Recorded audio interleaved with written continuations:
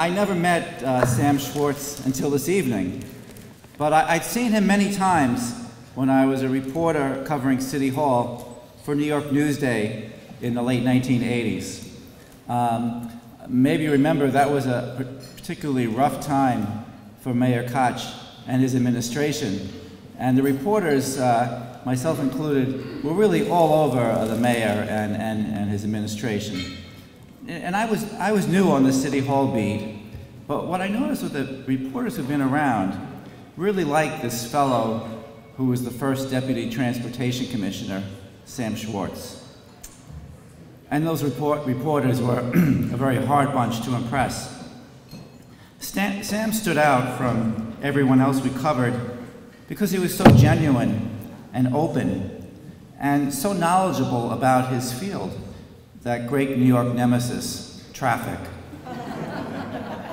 He was the kind of public official even the City Hall press could love. It was so obvious that he loved his work and that he loved serving the public. I just want to read you a little snippet from something the New York Times wrote about him in the 1980s. The article began, "Oh, to be Sam Schwartz on a rainy Friday in Midtown, when trucks are double parked, intersections are beginning to lock, horns are tearing at the nerves, and drivers are using words no dictionary would ever list. Mr. Schwartz acts out the Walter Mitty dream of every driver who has ever been stuck in Midtown on this particular Friday," and describes him riding in an unmarked Plymouth directly into the fray of the traffic with several more cars with traffic agents behind him on a mission to clean up traffic crosstown in Midtown Manhattan. Quote, "You, the white Dodge from New Jersey, move it out, move it out. The tow trucks are right behind me," Mr. Schwartz blared out on his loudspeaker to an astounded limousine driver who was double parked in front of a restaurant. The limousine pulled out instantly, and it goes on to say how Sam liked to do these Midtown traffic sweeps for himself, to see how things really work, to see what was affecting all the rest of us folks who have to endure the traffic. Sam, as you may know, came up with the term gridlock, which the New York Times wordsmith William Safire accurately predicted was a term that couldn't miss. I just did a little Google check to see how often it comes up, and I don't know if you want to guess, but it was more than 8 million times. And of course, Sam is widely known as Gridlock Sam. Sam graduated from Brooklyn College in 1969, and he was a taxi driver. He became so intrigued by traffic that in graduate school he switched to study engineering at the University of Pennsylvania. By 1982, he was the New York City Traffic Commissioner, and in 1986 he moved up to become the Chief Engineer and First Deputy Commissioner of the New York City Department of Transportation.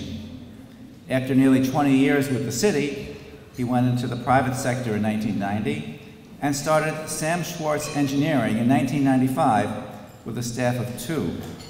It grew to 60 people. Sam started his daily news column, Gridlock Sam, and by that time I was an editor at Newsday, and kind of envious that we didn't have a column like that really reached people, on the subject important to them.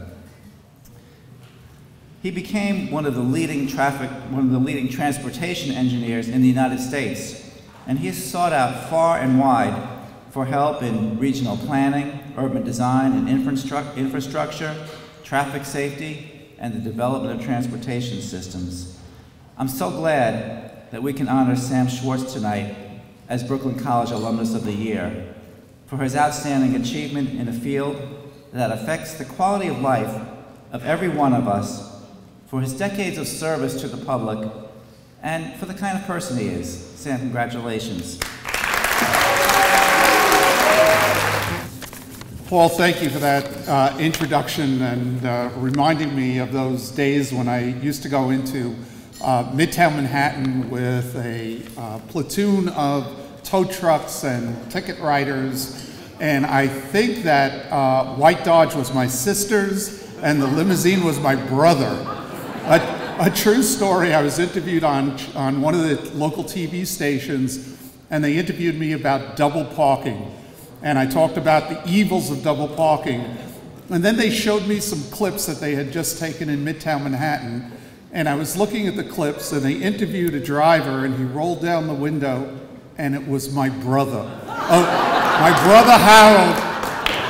And worse, he's a Brooklyn College graduate. Would you believe a Brooklyn College graduate would do that?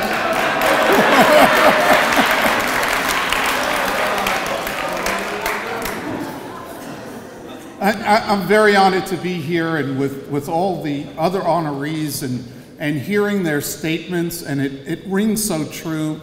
The statements about being children of immigrants, or Lucia saying, people like me, I also felt like that, people like me getting an opportunity here.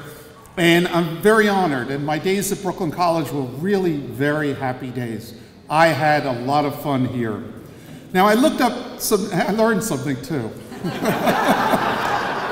I looked up some information about the founding of Brooklyn College, and in fact it was created to provide a high quality education to the sons and daughters of immigrants, working people, and others who could not afford private higher education. And that's exactly where my family fell. I was born in Brownsville into a family of 6 living in 3 rooms, and my brother wanted me to add 1 bathroom. My parents were both immigrants from Poland.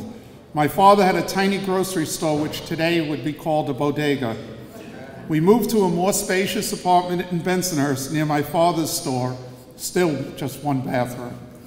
Even so, I didn't have a bedroom until I was 11 years old. I just jumped from room to room until my oldest brother, the illegal Parker, was drafted into the Army. But if you asked any of us then, and by the way, my siblings are all here tonight, we'd say we were solidly middle class and we were richer than most. And that's because as kids, we all worked in our father's store and had a few bucks, and the other kids didn't have a few bucks, so we were a lot richer. Growing up, we didn't know anyone personally who had gone to college. No one in our large extended family, and it was a very large family, most hadn't even graduated from high school. Yet our mother, when we were born, vowed we would all go to college. Thank you, Mom.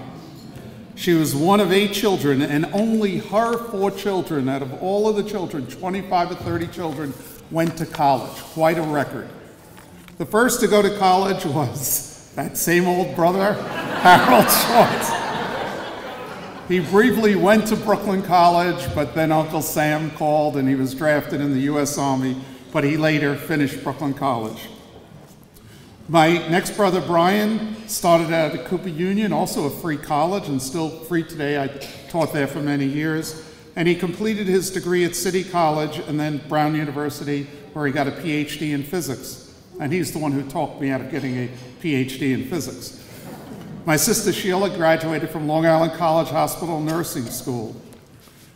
Would we have all gone to college without public education, without free tuition, which we had in those days?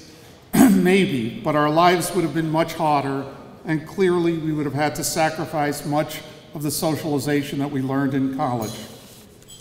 I first laid eyes on Brooklyn College at an orientation that was given when I was a graduating senior at the then all-boys Brooklyn Technical High School. My first impression of the campus was, wow, look at all those girls. My next impression was that of the serenity of the beautiful campus, which a few years ago was voted the most beautiful campus by Princeton Review. I was here last week doing a guest lecture at the physics department. It is so gorgeous, it is so wonderful. Walk around this campus, it is heaven. It's a Garden of Eden. I joined a fraternity, Phi Lambda Delta. One of my fraternity brothers is here, Gerard Sofian. I headed the Save Biafra Committee and held rallies. I was part of the 1968 campus uprising, Occupy BC. A few of you sat in. I would have never been appointed traffic commissioner if they had YouTube back then. I did well enough in my studies to graduate, but I certainly was no Phi Beta Kappa. Clearly, the awards committee did not look at my transcript. And President Gould, please do not let anyone foil my grades after this. Okay? I went from Brooklyn College to the Ivy League at the University of Pennsylvania. I remember the trepidation I felt walking up the steps of Town Hall at the engineering school. How could I, a kid from Brooklyn, compete with the Ivies? I quickly found out the rhetoric I heard all those years, that Brooklyn College was the poor man's Harvard, was more than true. It was better. At BC, I was pretty much an average student. At Penn, I was a star.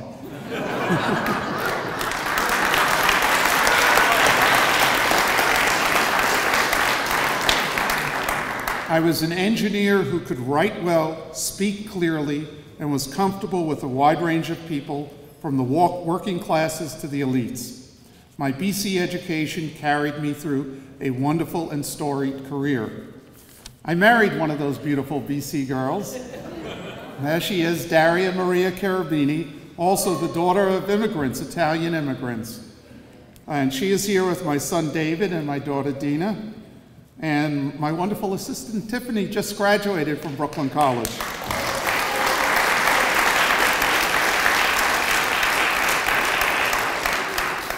And I'm delighted that my brothers and my sister could join me.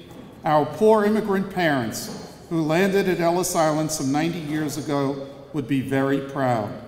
They made the right choice, settling in Brooklyn and sending us to city universities. Thank you very much.